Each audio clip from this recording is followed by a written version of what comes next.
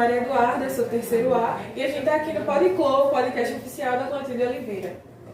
Oi, gente, meu nome é Ana Clara, eu também sou do terceiro ano, do terceiro A, e hoje a gente está aqui com a professora Áudia, professora de Biologia. Isso, bom dia, gente. Obrigada pelo convite, é muito bom participar, principalmente focando no assunto que está realmente conseguindo levar muita gente para o hospital. Então, assim, eu agradeço o convite, sou professora também do terceiro, sou professora do segundo e estou aqui para a gente conversar um pouquinho sobre isso. Roda a vinheta!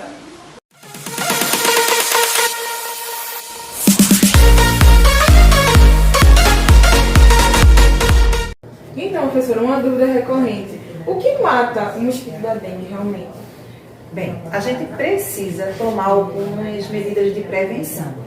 No caso, a gente pode usar o repelente e pode usar aquele aerosol famoso, o SPP, um raiderzinho, alguma coisa assim. E tomar bastante cuidado com relação a vasilhas que a gente deixa em algum lugar aberto e vai juntando água, então pode ser água limpa ou água suja, o mosquito ele consegue se reproduzir com muita facilidade. Independente da água que ele estiver. Independente da água, ou limpa ou suja. Teve um pouquinho de água, uma tampinha de garrafa, ele já consegue se reproduzir. Água de produtos químicos, assim? Não. Quando existe esse produto químico, ele já não consegue. Por isso que quando a gente encontra aquelas famosas larvas que a gente chama de martelo, né, no nosso dia a dia, a gente já pode colocar um pouquinho de água sanitária, que é o hipoclorito de sódio, que aí ele mata essas larvas, tá? E aí impede essa reprodução. Então, professora, como é que o mosquito da dengue, ele transmite o vírus da dengue? Ele, na verdade, ele é o vetor.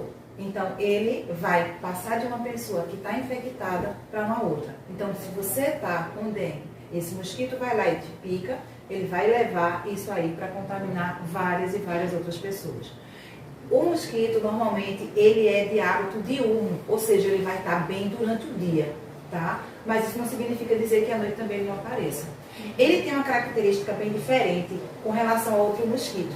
Ele tem o corpo todo listradinho, tem mais ou menos 0,5 centímetros, e aí a gente consegue diferenciar de outros mosquitos por conta dessa característica que ele tem. Ele é todo cheio de tracinhos brancos, tá? Então a gente já reconhece ele bem.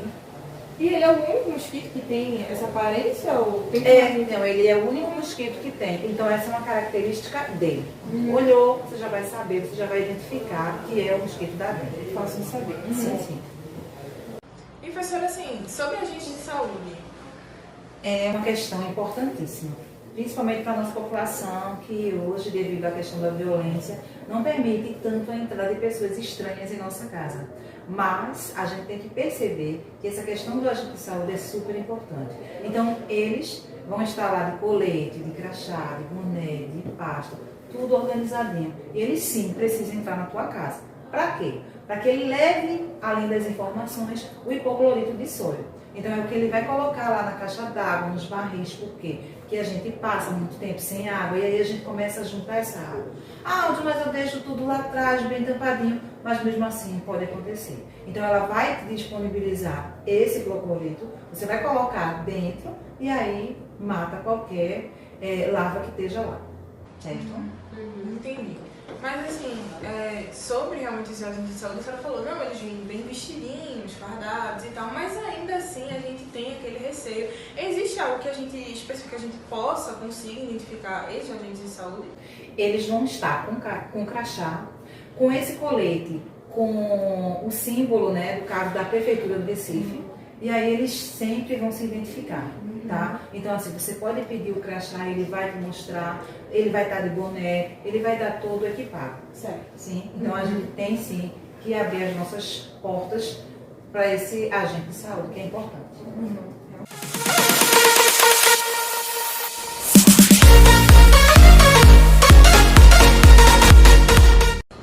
Existe um remédio que trate a dengue? Na verdade, como a dengue ela é um vírus, então quem que vai combater isso é o nosso próprio corpo com a nossa imunidade. Então o que acontece? Você vai ter febre, você vai ter dor de cabeça, você vai ficar com o corpo todo dolorido.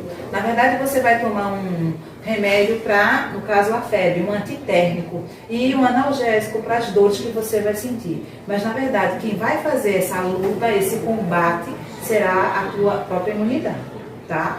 Quando a pessoa tem a dengue hemorrágica, porque ela tem dois tipos, tem a clássica e tem a hemorrágica. Quando a pessoa tem a hemorrágica, ela começa a liberar sangue. E aí sim a pessoa deve se preocupar bastante e às vezes tem que ir para o hospital e ficar internada, tá? Mas quando é a clássica, dá para curar. Agora, a pessoa realmente precisa ainda, mesmo sendo a dengue clássica, visitar um posto de saúde, porque é a partir daí que ele vai fazer a contagem, saber qual é a área que está mais infectada, para que ele possa mandar os agentes de saúde para fazer a visita naquele local. Então, existe vacina para dengue?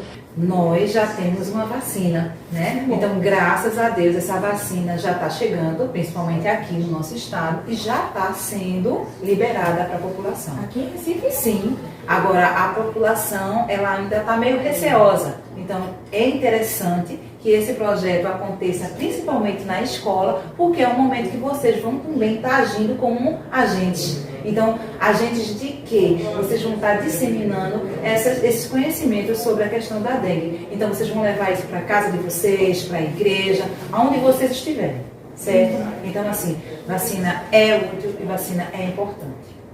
Se vacinem, por favor. Por favor. Por favor. Professora, uma dúvida, assim, particularmente minha. Qual a diferença entre dengue, chikungunya e zika? É a intensidade que cada uma vai ter. Por exemplo, quando você tem a chikungunya, ela vai demorar mais tempo.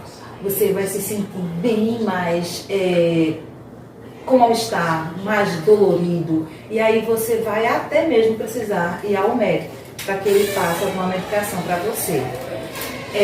Quando você tem esse tipo de vírus, né, no caso a zika, você precisa tomar alguns cuidados. Por exemplo, quando um bebê ele está na mãe ainda, né, ele está com febre, e a mãe é infectada por esse mosquito, ocorre o risco dele nascer com já esse vírus. E aí essa criança nasce com um probleminha chamado microcefalia. E aí a gente deve sim se preocupar bastante com isso, tá? Então, mulheres grávidas, se preocupar bastante em se cuidar para não ter problema de saúde para o bebê. Interessante. O bebê em si, por exemplo, um recém-nascido, ele pode ser picado e adquirir zika? Não. Na verdade, essa zika, ela é mais intensificada nessa questão do feto, tá? Mas sim, nós estamos disponíveis a pegar a zika, a chikungunya e a dengue. Mas aí tá? o bebê ia ser afetado com a questão da microcefalia, não? Não. Essa microcefalia é só justamente na formação do feto. Então, é uma questão já do sistema nervoso central. Então, esse mosquito, quando ele entra em contato, no caso o vírus que ele levou, né, para a corrente sanguínea, ele vai atingir exatamente o sistema nervoso central da criança e aí interfere em toda a formação da criança. Tá? Por isso que ele nasce com essa doença chamada microcefalia. Entendi. Então, professora, quais são as sequelas e os problemas da pós-recuperação da dengue? Olha, normalmente, gente, ainda está tendo muita pesquisa com relação a isso. Mas algumas pessoas ficam sentindo muitas dores de cabeça, perda de cabelo também. Então, assim, a imunidade fica muito baixa. Então, assim, tem muita coisa que a gente ainda precisa estudar para a gente aprender. Mas a gente percebe que essa questão da pele, essa questão das dores de cabeça, essa questão de você ainda estar meio que sem ânimo, sem, né, disposição para atividades, isso é bem complicado. Então, às vezes, a pessoa passa 15 dias, mesmo depois que já teve a dengue, passa até um mês, 6 meses, sentindo dores pelo corpo. Tá? Então, não é brincadeira. A escola está organizando uma campanha do combate ao mosquito da dengue. A senhora pode falar um pouco sobre? Eu fiquei muito feliz por essa iniciativa, porque é uma doença que está assim, atingindo principalmente os nossos jovens. E esses jovens, principalmente aqui no Clotilde, a gente passa de 7h30 até as 5 da tarde na escola, e aí tem mosquito aqui na dengue? Tem. Então, essa campanha eu achei legal, porque todo mundo foi lá interagir, alguns colegas foram lá verificar se tinha vasilhinhas com água parada. Então, assim, isso é muito bom, porque quando a gente começa a ter conhecimento, a gente passa a se cuidar mais. Então, assim, vocês estão de parabéns. Obrigada, professora.